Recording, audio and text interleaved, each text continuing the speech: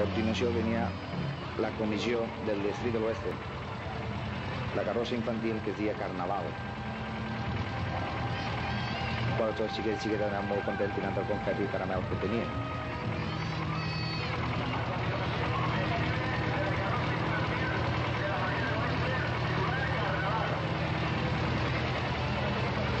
Després de la infantil apareix la carrossa de l'Oeste dels majors, seguint el seu tema ceràmica. Aquesta carrossa va prendre el 6è premi d'enguany. Això és una representació de la ceràmica valenciana de Manises.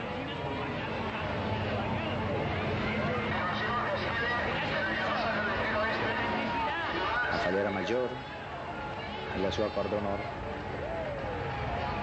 que en aquest cas representaven la ceràmica, no com a falleres.